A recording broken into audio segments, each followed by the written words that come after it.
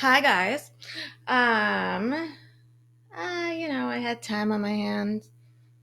Figured I'd do something and also just wanted to see how my new hair color looked on camera because yeah, I totally colored it myself. So, wish me luck in the upcoming days and weeks, and at least it's not bangs, am I right? Um, I I know I'm a struggle bus. It takes me time to get set up. But what I wanted to talk about, besides my hair, which is super important also, is the fact that we've been doing this now for something like 30 days. And it's getting tough to keep it all together with our kids. It's getting tough to it's getting tough to figure out how to entertain them and entertain us and not lose our minds unless you're a perfect parent, which if so, kudos to you.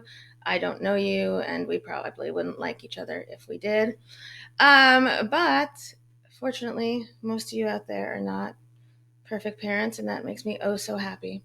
So I wanted to talk about a few things. I wanted to give you some updates on what I've been doing and what I intend to do. And then I also wanted to perhaps hear from you on some things that you think might be helpful. And I would like you to stop seeing my 8,000 chins, which have only grown bigger since this damn quarantine started. And I get to use the word damn because, well, I do. It's my thing. So, all right. First of all, I hope everyone and anyone out there that's listening is doing well. I hope that, let's see what this button does. Oh, that wasn't good. You guys, this is exciting. Yay, exciting. I'm sorry, I was trying to get it to a point where I could see if anyone messages me, but everyone seems to hate me, so go figure. Okay, so a couple exciting things going on. The book 10 Steps to Finding Happy, we just got an ebook, so that will be exciting. If you are an ebook reader and or totally paranoid of germs, and by all means be paranoid of germs, I get it. You can always order the book on ebook, and there we give 10 scientifically proven steps to finding happy or happier during this tough time. So give it a check out. But now let's talk about what we can do to help our kids. And I have to say that some of this really came out of a conversation I was having with a friend. And I gotta credit her with a lot of this because she had some good ideas that I hadn't thought of. And then I thought about it and I felt like I should have thought about it. Okay, 10 easy things to do to change up your day and make your time with your kids, friends. Oh, I wish we could all have friends. A little bit more pleasant. Also, you can comment on my hair color if you want. That's a given too. Number one, and I thought this was brilliant, change up your children's room or environment in general. But remember, we have been living in the same, four walls for a while, and maybe this is the time for you to ask your kid, well, what would it be like if we changed your bedspread? Or let's move your bed over to the window. Or if there's been a tent on your child's bed, those dream tents, well, maybe it's time to take it off because we're all feeling pretty trapped and confined, and that might not actually be helping as much as it always is. Thank you, Christina. It was nice of you to stop by. Go do your stuff. You can always share my post later, Christina. That'll be thankful. Change it up. I don't care. Get new curtains. Make new curtains. Put the bed in a different place. Put the dresser in a different place. Feng shui has gone to shit. So feng shui, sorry, but the kids don't really care about feng shui order a new lamp or make a new lamp color or do something so that your kids have a break from this stagnant change of scenery that we're all kind of stuck with, and it's a lot. Step number 2. By the way, I'm umming because I hear my kid coming down the hall, and I don't know if I remember to lock the door, but fuck it. Maybe he'll have some suggestions too. Step number 2. You know what this is a good time for? Pillow forts. You know why? There's no school. Like, not ever, but like ever. There's no school. Let them make a pillow fort. Let them sleep in a pillow fort. Let them sleep in the living room. Let them sleep in the dining room, the kitchen, the den. I think basements are creepy, so not the basements. But, you know, somewhere in your house, there is this idea of, or this space for this fantasy world for them to have where they get to change their environment in a way that they want to. And really, it's about them doing it, not you. Yes, depending on their age, you might want to help them, but or help them to fortify it when they start crying when it falls down, because that's kind of the golden rule of pillow forts and tents. They always fall down. We actually have an outdoor tent, and for a couple days we left it in our book nook, and then I wanted my book nook back, but we left it in the book nook, and the theory was that the kids might sleep in it one night, but our book nook is on top of a lot of stairs, and I'm super crazy, so we didn't do that. But we could and probably will at some point in this long, drawn-out process let them move the tent into some other room and sleep in the tent, and it will be something different to change things up. And God knows we all want something different, as evidenced by the amount of Netflix and specifically Tiger King that we have all been watching. So give them the chance. I mean, it's like, it's either, you know, let them change up their environment or let them watch porn. And I'm kind of against the latter for obvious reasons, not the least of which one of my kids, my daughter, would totally tell my husband, and then I'd be in trouble. And also there'd be a lot of explaining about porn. So other than porn, let them sleep in a tent, let them sleep in a different room, let the kids have a sleepover in their house or in one of their rooms if your kids don't hate each other by now. Yes, you will be so jealous of my treehouse-esque book nook. It's not a real treehouse, but it feels like when we're up there. And so I will show you a picture of it later. Thank you. When crimes occur. Number 3. This one's kind of tough. Encourage them to make a difference to someone else. I know as moms and dads and just parents in general, or people in general, we're all really trying to give our kids something new and different and positive to do. But I think that's more about us than it is them. Like, I think it's more about our desire to not feel so helpless. And I don't know if our kids feel it. Yo, it's not the corona, it's a cold/allergies, but my husband has quarantined me from my children. Did I mention domestic violence is up like 20%? Yeah. So explain to them that it's not about, listen, I think those videos are fantastic, and I think all the mask making and all these other things are fantastic, but I also feel like, wouldn't it be better or bigger or more important or poignant to make a difference to one person? Like one difference to one person. And so my kids don't know this, but surprise, kids, don't worry, they don't listen to me, I swear too much.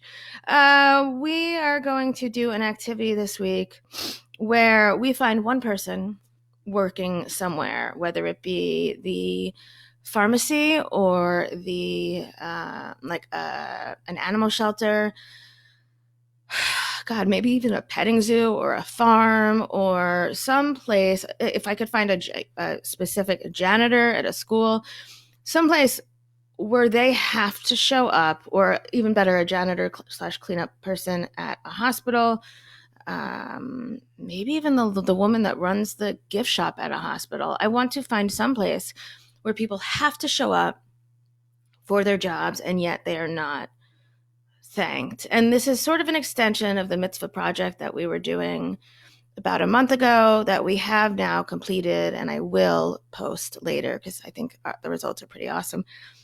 But I want my children to pick one person and write a letter specifically to that person, because I think we all need to know that we make a difference sometime. Just like I really want, it makes a big deal to me when my kids tell me that I'm doing a good job parenting, or that they know it's tough, or that they're happy that I show up for them. I love that they're happy that both my husband and I show up for them, but I want one person to, it's so different when a patient thanks you specifically, or when you do a nice deed, letting an elderly woman in front of you in line or whatnot, and then someone else thanks you rather than just feeling like you do good all around. And so I think these people deserve an individual thanks. And so either today or tomorrow, my children are going to do this. And what we're doing is, I have two children. So one gets, it's so awkward. I'm frozen on Facebook Live. Oof, sorry guys. And so one will get one, you guys, I can see my face and it's awful.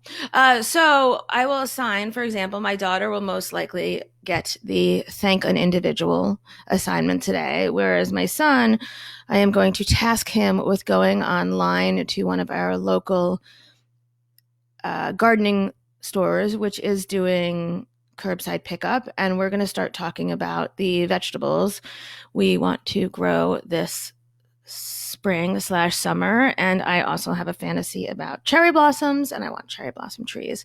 So if anyone out there knows anything about cherry blossom trees and when to plant them, you should tell my son, because he's going to be in charge of this research. And then the next day, they're going to swap assignments so that he will pick one individual person and not just dear hospital worker, which was his Boy Scout assignment, which was phenomenal. But I also want a little more.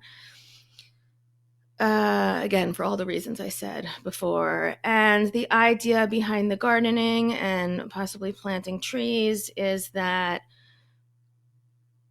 life goes on. There will be something after this. And I am sure I will mess up this garden just as much as I've done every other garden.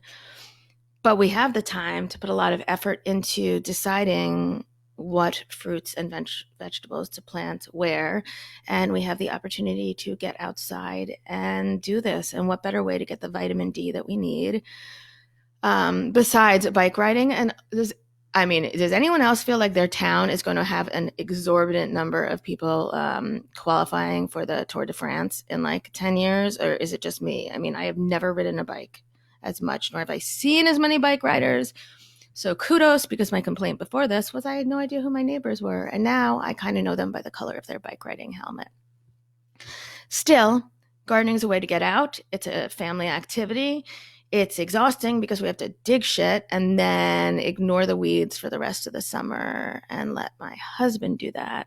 Or the kids can do that, because probably, and I don't know how to say this, guys, but probably we're all going to be home. Prove me wrong, and I'll love it. But the truth is, that's not how I see this unfolding. Number 4, we have been a lot of amazing. First of all, shout out to Eileen Palma Moskowitz, who her book Camp Click has just come out. It's great for that like 9 to 12-year-old group, and we ordered it. And she has also done some reading groups, some writing groups. She's been really great with helping to entertain my kids and other kids and help them feel like they have a purpose, and they do. And so she provides visual cues. You should follow her on Instagram. Again, it's Eileen, Eileen Palma Moskowitz, and she'll provide like writing cues and this writing exercises and stuff for the kids who are bored and or want something other than to be sent to Khan Academy by their teachers, which is also a fine institute in case Khan Academy wants to promote me or give me money to promote them. But really, we do all of the above. So this got me thinking, what about the kids that don't enjoy writing, or what about the kids that can't write, or what about something like that? Shouldn't there be a way to express themselves in sort of a visual diary? So suggestion number 5 is get a canvas or get a box, because we've all got those Amazon boxes coming in like crazy. Get a canvas, get a box, get a piece of poster board, and help your child or encourage them to make a visual diary of what life is like in the quarantine. And don't criticize what they come up with, and don't judge, and point out that these things can be good or bad. And if they happen to mention a lot of wine, you're probably not alone, but we'll keep that one a secret for us for now. I think the idea of a visual diary or a collage of life in quarantine is fantastic. And if and when I convince my kids to do that, I will absolutely post it to show you guys what it can look like. I also think it's helpful. It might help me to do one too, because there are a lot of ups and downs. And I think we all need some help sort of getting through that. And having a medium to express yourself is fantastic. I have taken to writing a lot, and we did some art, and whatever it is, give your children an outlet, because they may not have the words, whether it be an age issue or simply this is a what the fuck experience. It's a once in a lifetime. And I feel like some of us who went through 9/11 are slightly more equipped to handle the what the fuck aspect of being able to comprehend that this has come and it will go again. And hi, Nancy, you're welcome. You asked for it. So the idea of encouraging them to use a visual diary or collage to sort of diary, record life in the quarantine is, I think, a good one. And if you can get them to do it once, what if you got them to do it today on day 31? I'm keeping like a tally mark, like we're in prison. And then also on 41, or also at the end. And so we can see what's changed. It's probably, no offense to art teachers, but it's probably a better way of tapping into your kid's psyche, assuming they're not just really naturally inclined, and good at art, because those are the kids that are able to express it themselves. So, number 4, visual diary / collage of life in the quarantine. Number 5, they need to see things more clearly, because, dear God, things are a mess right now, are they not? I'm not even going to get into politics, because that's another issue. But things are a mess, and they're confusing. For example, as most of you may have guessed, I am podcasting in my pajamas. But I am podcasting in my pajamas because I want to. It's comfortable. It doesn't matter. And it doesn't negatively affect me. For my children, we do try to encourage them to get into real clothes once a day and get out of the house. You know why? It's a way to break up the time in your day. It's a way to Dawn Snipes, Dr. Dawn Snipes, who's amazing. She has a YouTube channel. She also has a Facebook page. She and I did a podcast the other day, and we spoke about the fact that it was a way of establishing transitions, because otherwise it's like there are no real transitions unless my husband's still going to work, so he has a real transition, and the rest of us see him go, so we have a real transition. But otherwise, unless Roblox stops working, and I will pay someone to turn off Roblox for a day, I will pay a lot, like $5 or like a free copy of my book or whatever it takes. But unless Roblox shuts off, there is no difference for my kids. because yes, they do their homework. And yes, they have some social interactions, but really, I feel like everything revolves around those 15, 20-minute games. I have no idea how long they take. I trust them to tell me when it's over. So, how can you organize for your kids for mental clarity? You know that thing we do when we have little kids and they outgrow their clothes and we go through their clothing and we organize their drawers? Yeah, I haven't done that yet. I did order some spring/summer clothes because I am aware that spring/summer is going to come. I wasn't sure on the bathing suits because I'm not sure if that's even going to be an option for any of us. But normally this is the time when I go through their clothes and figure out what fits and doesn't, and then clean up their drawers that are a total shit show by now, because that's who my children are. But I haven't, and maybe I should. There's also something to be said about making things more visible. The toys that are hiding in closets somewhere that they've probably forgotten about, and you have too, go through the closets and pull out the toys, the games, the things that perhaps you all haven't seen or used in a while, and put them in a place where they can see or use them. It goes back to making things feel less stagnant, and it's also a way to make things feel more organized, which I am not a very organized person, as you may have figured out. But if I were, it might be a really helpful thing to me. And the only thing I am organized with is my writing, my podcasting, and my desperate attempts at self-promotion. And even so, that makes me feel better just doing those few things. I have sort of organized my closet, but most of the time I'm just a shit show, like fumbling through things, and I'm fine with that. But your kids may not be during this period of time where we need structure more than ever.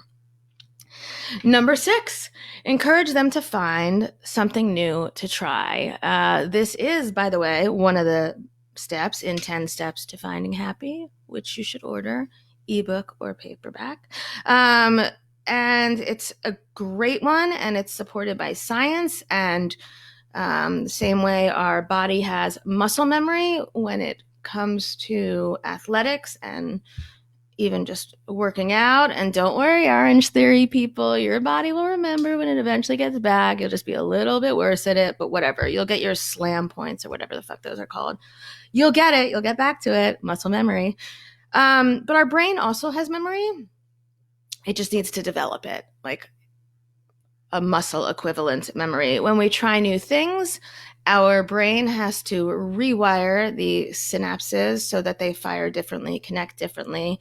And so that if you're doing a bizarre and complicated twisted yoga pose, your brain can remember where your hand goes and where your foot goes and the angle of your head, so that you can learn and grow and experience. So anytime you learn something new, you are, in fact, triggering your happy hormones through your neurotransmitters, and voila, yay, good things. How can we do this to our kids, for our kids, to our kids, for our kids, for us, the whole bit? So there are many online courses being offered. You can check out Duolingo if you think you can convince your kid to learn a new language. I have had huge plans about that for the last 31 days, and it hasn't happened yet because I run out of steam. Nonetheless, that's my plan. I also have checked out a bunch of online school places, like schooling. Personally, I have just become a teacher at outschool.com, yet another shameless plug. I am planning on teaching like an intro psych class on Outschool, but it's for 9 to 12-year-olds. I sort of want to explain the connection between brain and behavior, and I also want to explain why peer pressure is so dangerous and inherent. And I'm hoping if we can explain it to the 9 and 12-year-olds, by the time they get a little older and it gets a little more severe, they will perhaps have some scientifically based understanding for why peer pressure is dangerous and really easy to be susceptible to, and something we should all watch out for. So if you're interested, go to outschool.com. I also think I listed my class. I know I listed it on my personal Facebook. I also think I listed it on Mental Wellness Associates. And obviously, if you want more information and you're watching this on Instagram Live, reach out to me. I'm happy to tell you, or you can just Google my name on Outschool. It's Dr. Lindsay Weisner or Dr. Lindsay Weisner. I forget. But back to Outschool. If your kid has no interest in sitting there for 45 minutes and listen to me talk about why peer pressure sucks and how to train a dog using actual science, which is understandable, then let's see what else they could find on there. Outschool also offers art classes. You can learn to do collages, paper dolls, ballet basics, intro to crochet, which is the one I have no interest in. And I don't want to hand my kids needles because honestly, is it this or this? Either way, I'm not going to a hospital right now during coronavirus. So if my kid stabs himself with a needle, we're just cutting it off and calling it a day, a la The Walking Dead. They also offer, Outschool.com also offers coding classes, life skill classes like cake decorating, podcasting for teens, mindfulness practice. You can learn different languages here as well. You can learn about Western honeybees, which I am totally not as excited by as I am about the fact that they're offering a course on sharks. And anyone who knows me even remotely well knows that I'm obsessed with sharks, particularly hammerhead sharks. I might sign my kids up for that shark course. Step number 7, talk about mental health with your kids. It's easy. Way too easy and way too stupid for too many of us to pretend that this is not affecting our children, but it is. So not every hour, perhaps not even every day, but touch base with them and see how they're handling this. It's pretty simple. Hey, how are you feeling today? Do you miss your friends? Did you reach out to your friends? Is there something cool we could do now that we have this special time together? Are you sad? Or if they're getting angry or you're noticing a change in behavior, ask them, do you think this has anything to do with the fact that we're all stuck in this situation and we don't know when it's going to end? Ask questions. Don't assume that how you feel is how they feel, but ask them because they are struggling too. They just don't know how to express it, and they may be afraid to express it, depending on how much you're struggling. And depending on how much they overhear on the news or with you talking to your spouse, your friends, your family, whatnot. So ask them and give them the opportunity. Step number 8, get your ass outside. Get fresh air. We go for bike rides. We go for walks. My thighs hurt like hell. 42 is way too old to be riding a bike, but we do it. We go outside. We stay with just the 3 of us. We don't stop and talk to large crowds. No need to complain, although complain, send me hate mail. It might be kind of cool. But we also make a point of when we come back from the bike rides, can't walk a bike, you can, but it sucks. We also try to do something towards the end of the evening where we just sit outside and read. Even if we're bundled up in sweatshirts because we're in New York. Why is that important? Well, again, the vitamin D, also the idea of a schedule and, sort of taking everyone down a notch. And remembering there is a world outside. Nature is huge. I would go hiking if I could, but I hear that we're not supposed to do that. I do miss hiking. I also think probably the cost benefit analysis doesn't equal out at this point in time. But for now, I'll settle for just sitting outside in my backyard with my kids. If you want to go to a park, and you can find a park that's open, but go with the intention of not socializing with people outside your immediate family or circle.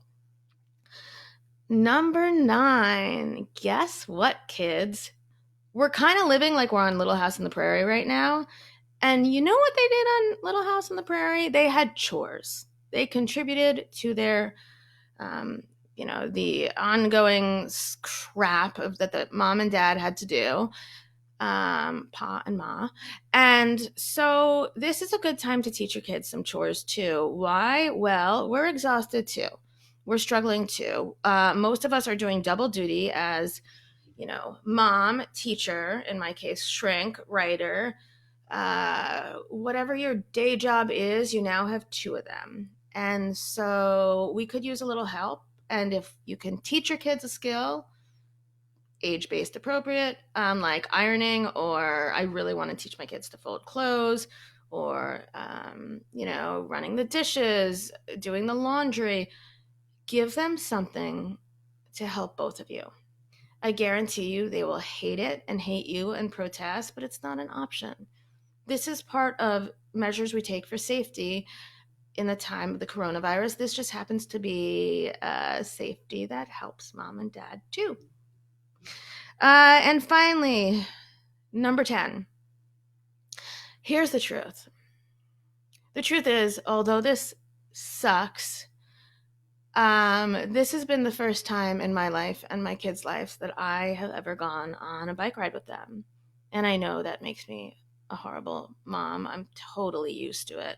But I was too anxious. Make fun of the shrink. I was too anxious to teach my children to ride bikes. And we used to live on a main road, and I certainly was too anxious to watch them and make sure they lived down that main road. And then I broke my foot and something else happened and I had surgery, and I'm always running around and I'm always primary parenting. And so I don't have time to be fun mom, or I don't take advantage of it. And these last 31 days, I have had, for the first time in my life, the opportunity to go on bike rides with my children. My kids are 9 and 11. Watch for the emotion. They're 9 and 11 and they're getting older. And in a few years, they're not going to want to go bike riding with me. In a few years, no matter what I do or say, my kids are going to be those asshole teenagers that are gathered all around the neighborhood, spreading this infection, pissing off parents, and causing drama on all those local Facebook groups. In a few years, I don't think my daughter is going to want to do a virtual tour with me. My son is not going to want to sit in bed and read with me, or show me this beautiful song composition by Bach or Brahms that he just heard. In a few years, they will outgrow me. And so there's not supposed to be tears in a helpful Facebook Live. And so for now, they have not outgrown me. And maybe it's because the coronavirus won't allow them to. Mike, you're not too old to fiddle. It's okay. And if you want, you can have my kid's viola, because he hasn't used it in like 6 months. But thanks for breaking with my sadness, because that was not a great way to do a Facebook, Instagram Live. Listen, these kids are growing up. And if not for this horrible pandemic and this, horrible disease that we're all terrified of, there are certain moments that we would not have had. And so when my son is offering to help cook dinner with me, or my daughter doesn't mind, hanging out with me, or we're sitting outside, the three of us, at the end of the night, I try to make a point, and I also remind them that we have to cherish this shit. Sometimes I use the word shit. More often than not, I don't. I just point out that the good part of this horrible pandemic is that these are special moments that we have together that we would not have had otherwise. And maybe you're seeing your spouse more, and maybe that's good, maybe that's bad. maybe there's more frustrations, but anything we do during this time, it really does give you more time with your loved ones that you wouldn't have. And that goes for those of you with, the moms with seniors who are graduating and going off to college next year. It goes with moms with babies, and God, I hated having babies.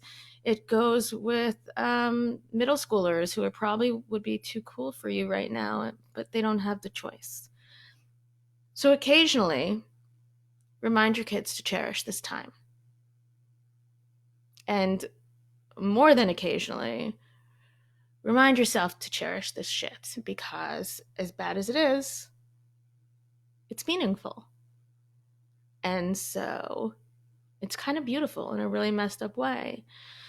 That doesn't mean you won't see me on Twitter or Instagram or Facebook or whatever, bitching the like hell about my kids and husband probably in the next 4 to 12 hours. But it does mean that we can all find a positive. If you have any other helpful tips that you have been using to cope, whether you have children or not, whether it's roommates, whether it's a spouse, whether it's a partner, please drop me a line or add it onto this Facebook page or this Facebook post, or do something. Spread your joy in the time of hell however you can. Because again, we have to help each other, and thankfully we have social media, and what was once the bane of all of our existence is now something that links us together, except for fucking TikTok. I can't get into TikTok. I just can't, but maybe I'll try. Maybe that will be the next way I bond with my daughter, with a TikTok thing. And I do know a mom and her daughter that are doing it, and are doing it super well. And if you are listening and you want to see a fantastic mom and daughter bonding, as mom steps out of her comfort zone and does a badass job on TikTok, go check out Jolie Fleur, JOLIEFLEUR.